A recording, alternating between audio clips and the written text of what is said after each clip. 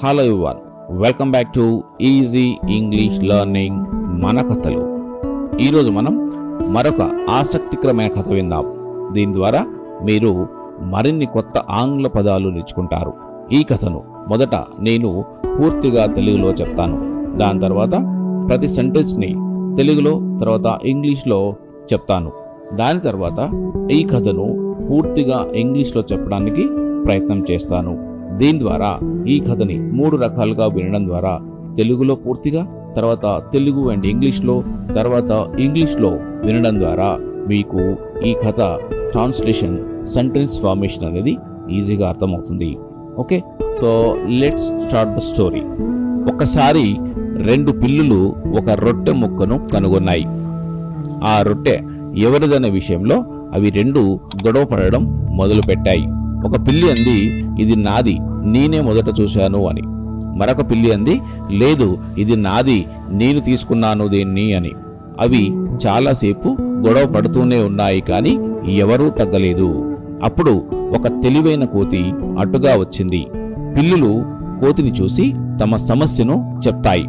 మాకు ఒక రొట్టె ముక్క దొరికింది, కానీ దానిని ఎలా పంచుకోవాలో మాకు తెలియట్లేదు అని అవి చెప్పాయి. కోతి నవ్వింది. మరి ఇలా అంది, నేను మీకు సహాయం చేస్తాను అని. కోతి రొట్టె ముక్కను 2 ముక్కలుగా చించింది, కానీ అవి సమానంగా లేవు. ఒక ముక్క పెద్దదిగా ఉంది, మరొక ముక్క చిన్నదిగా ఉంది. పిల్లులు దానిని చూసి మళ్లీ గొడవపడడం మొదలుపెట్టాయి. అప్పుడు కోతి పెద్ద ముక్కను కొరికింది. ఇప్పుడు ఆ ముక్క చిన్నదిగా అయ్యింది, మరొక ముక్క పెద్దగా ఉంది. కోతి పెద్ద ముక్కను మళ్లీ కొరికింది. ఇలా చేస్తూ కోతి రొట్టె మొత్తాన్ని కొద్ది కొద్దిగా తినేసింది. చివరికి పిల్లులకు ఏమీ మిగల్లేదు. అవి తమ తెలివి తక్కువతనానికి బాధపడ్డాయి. దీనిలో ఈ కథలో నీతి ఏంటంటే, గొడవ పడితే ఇతరులు లాభపడతారు, మనము గొడవ పడితే ఇతరులు లాభపడతారు.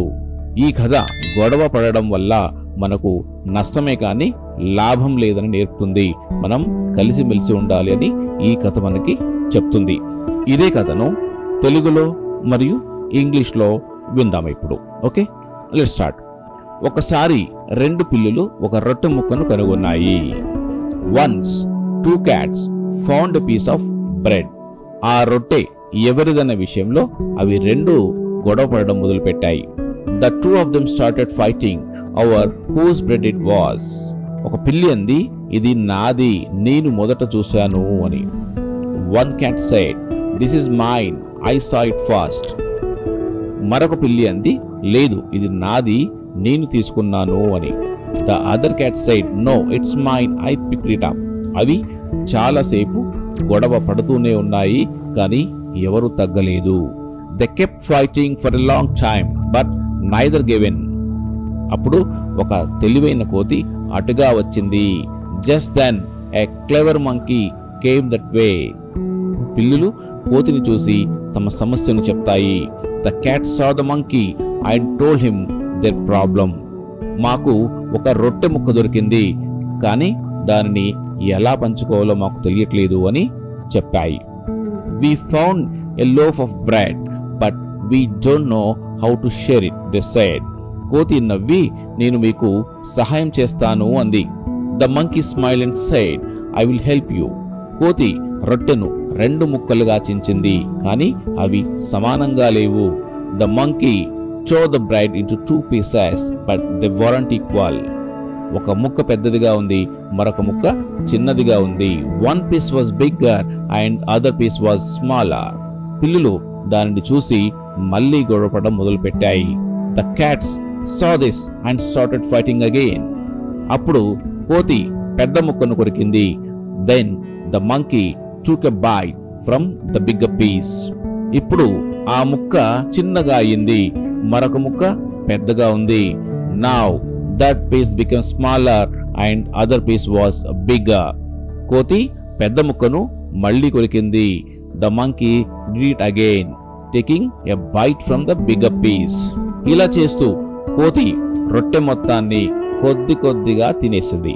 Doing this, the monkey ate the entire loaf of bread little by little. చివరికి ఆ పిల్లులకు ఏమీ మిగలలేదు. In the end the cats were left with nothing. అవి తమ తెలివి తక్కువతనానికి బాధపడ్డాయి. They regretted their foolishness. నీతి ఏమిటంటే గొడవ పడితే ఇతరులు లాభపడతారు. And the moral is if you quarrel others will benefit. So ఇప్పుడు మనం ఇదే కథను పూర్తిగా ఇంగ్లీష్లో విందాం. Okay. Once two cats found a piece of bread. The two of them started fighting over whose bread it was. One cat said, "This is mine. I saw it first."